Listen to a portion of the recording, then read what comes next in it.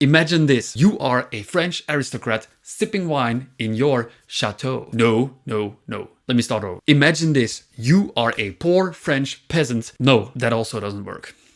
You are King Louis XVI, King of France. No. Definitely not. Who else?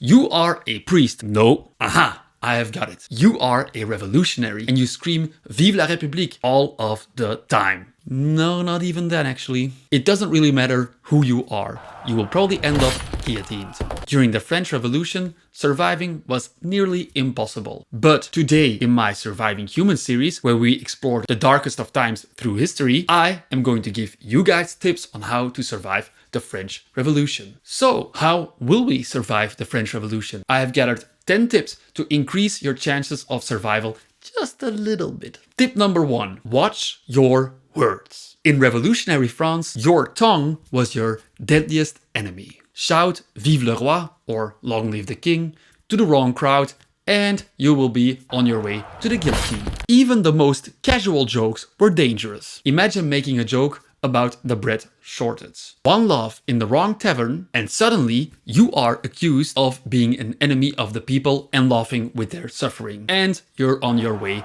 to the guillotine. As Johan op de Beek says in his book, words during the French Revolution literally turned into weapons. And silence became your only real shield. If you wanted to survive, you mastered the art of saying nothing. Or saying exactly what the mob wanted to hear. Tip number 2.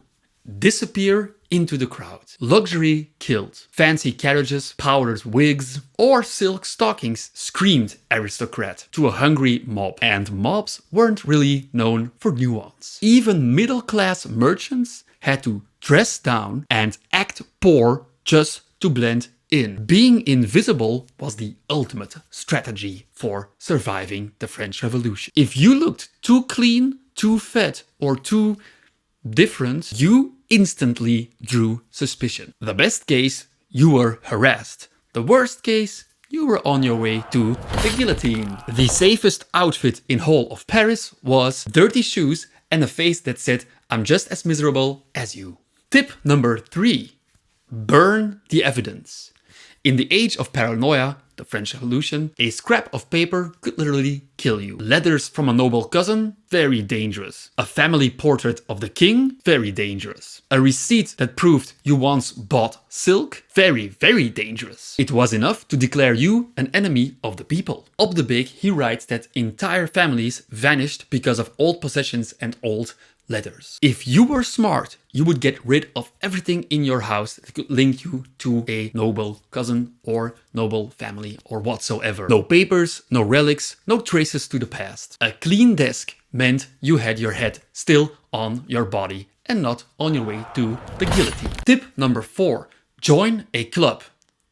Carefully. Revolutionary politics was like betting on horses. Except the losing horse was sent to the guillotine.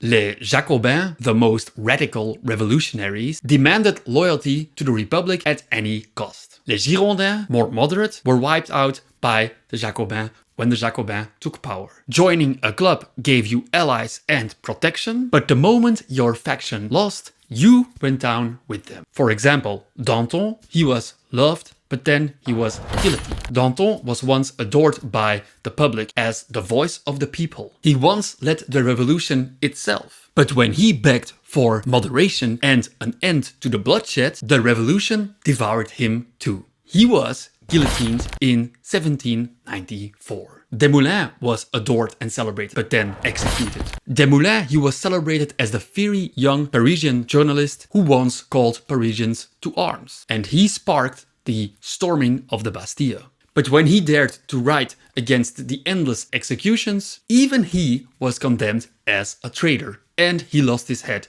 through the guillotine. Basically, joining a club was joining a queue to be executed. The trick was to belong to a club, but not too visibly. Tip number 5. March with the mob.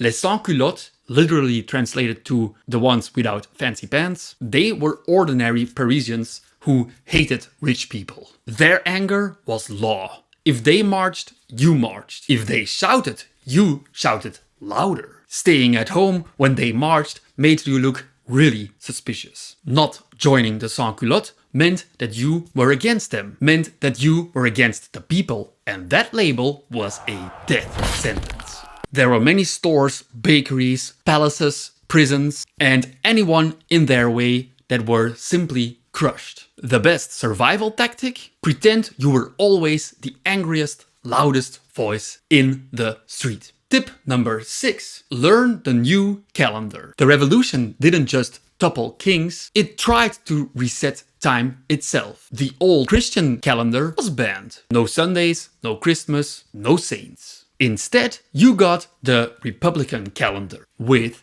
10-day weeks and months named after nature, like Thermidor, which meant heat, or Fructidor, which meant fruit. Using the wrong word, for example, saying Sunday instead of day of rest or rest day, exposed you as old-fashioned, even counter-revolutionary. Think of it as a giant social experiment. If you didn't learn the new rules, you weren't a new citizen. And if you weren't a new citizen, you weren't a citizen for long.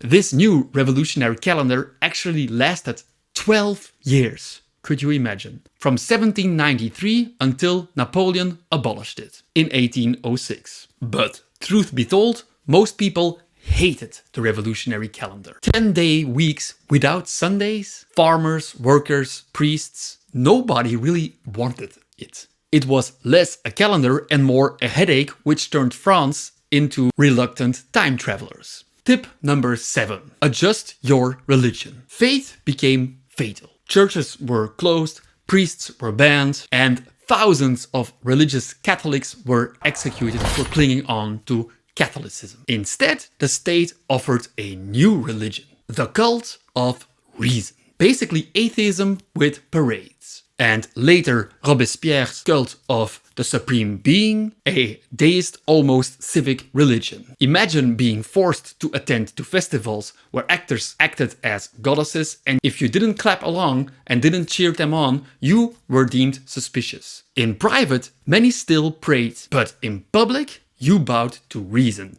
and the cult of reason. You cheered for the supreme being, and you smiled wide enough to convince the mob that you actually believed. Tip number 8. Secure bread. Forget ideology. Survival is bread. The revolution was powered by hunger. Parisians, they didn't storm the Bastille for ideology, partly. But they did it because their bellies were empty. They stormed bakeries because their children were starving. Bread riots toppled governments. And bread shortages made enemies overnight. If you had a connection to a baker, you lived. If not, you joined the mob. Op de Beek again, he makes clear in his book, the revolution was driven by hunger. It drove the fury of the revolution more than any speech or any pamphlet ever did. To survive, you needed bread, whether by barter, by theft, or by sheer luck. Without it, you were as doomed as King Louis XVI himself. Tip number 9. Avoid the tribunals at all costs. The Revolutionary Tribunal was not a court, it was an execution factory. Trials lasted minutes. Your defense, it was pointless. Evidence was optional. You were guilty until guillotined. Worse, neighbors could denounce you out of jealousy or revenge. And the tribunal would take their words as facts. Once you stood before the judges, your fate was already sealed. Even Robespierre's own allies were eventually swallowed by the system. The only way to survive was to never set foot into the courtroom. Once you did, the walk to the scaffold was the only walk you had. Tip number 10.